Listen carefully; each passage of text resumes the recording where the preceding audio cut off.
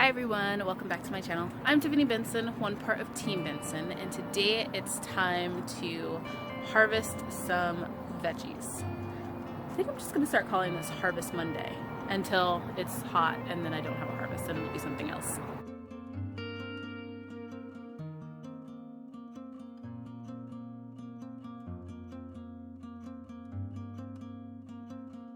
Now, if you guys have not already seen that we have our 10K giveaway, we are getting closer and closer by the day, so make sure you subscribe to our channel and then also go over to Instagram and follow Mighty Crop, because that will enter you into the giveaway. And remember that for every comment that you leave, that is going to be an entry. So if you guys want to win some of our fabulous prizes, which is going to be a 4-pack of Mighty Crop and a $50 gift card and a seed organizer, then make sure you subscribe and to us and then follow Mighty Crop.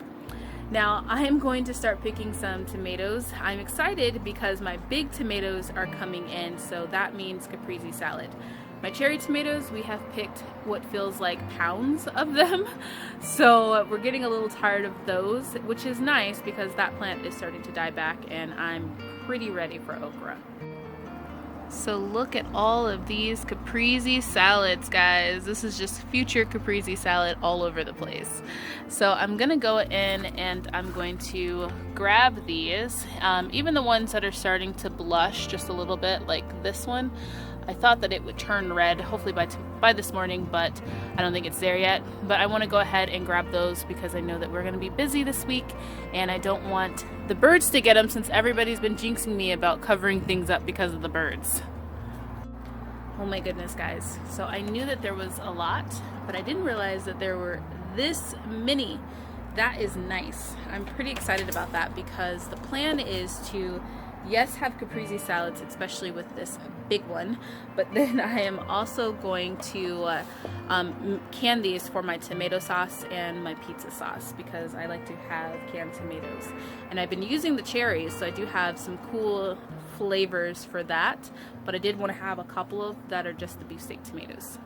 Alright guys, I'm standing way back so you can kind of see what it looks like. This is now time to come in and start getting these cherry tomatoes off the black cherry tomato plant. It is really starting to die back here at the top. As you can see, it pretty much split in half from all the winds and craziness, and then now it's just really starting to brown up at the top.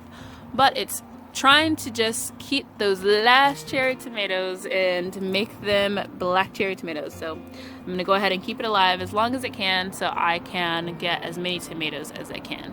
What I'm also thinking about is taking one of these cuttings and kind of seeing if I can root that up from one of the elbows. So not a bad harvest for that plant to be that super dried up and crispy. I was trying to dig in there and it is definitely on its last leg. So I think next week I'm gonna get as much as I can get on the next Monday's harvest to see how many of them turn. And then I'm gonna be pulling that up and just really focusing on the okra. So now let's turn our focus to the 100 sweets and see what we can get off of there. If you guys haven't grown one of these little guys, you should definitely try it because they pack such a little punch.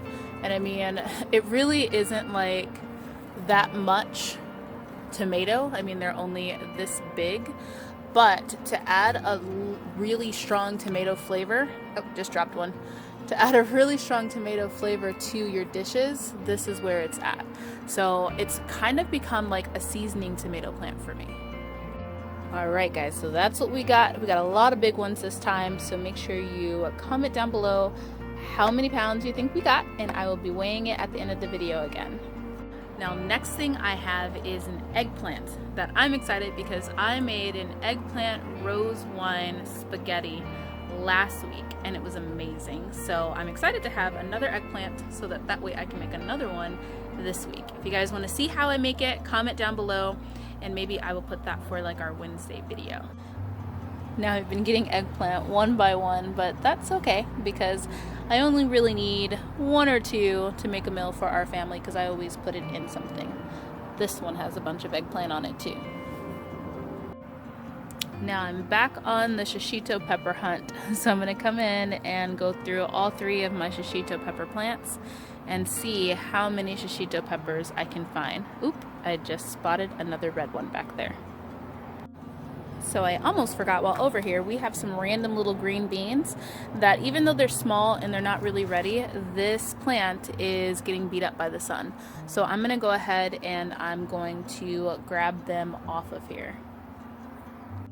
Now, that Kentucky Wonder Bean plant was totally not made for 100-degree weather, but I have a couple, so I'm gonna go ahead and grab those off and just throw them in our stew today or something like that. Use them some way. All it's gonna do is add more veggies to your food, so might as well grab them while you can. All right, guys. This is what we got. So it's not a very diverse harvest today, but it is a nice harvest that I'm going to be able to make a couple different meals out of and put it with some stuff that we already have in the house. Because if you remember, we still have Swiss chard frozen, we have kale frozen, we have collards frozen, and we have a lot of other little things. So I'm excited about that, and I'm gonna go ahead, take this in the house, and then water this garden, put the shade cloth on, and let it be. So that's it, guys. I hope you guys enjoyed this garden harvest. Don't forget to vote on how many tomatoes you guys think I got. I'm gonna go inside and weigh them. But until next time, grow yourselves a garden, because even a small space can provide you with tons of food. Bye, guys.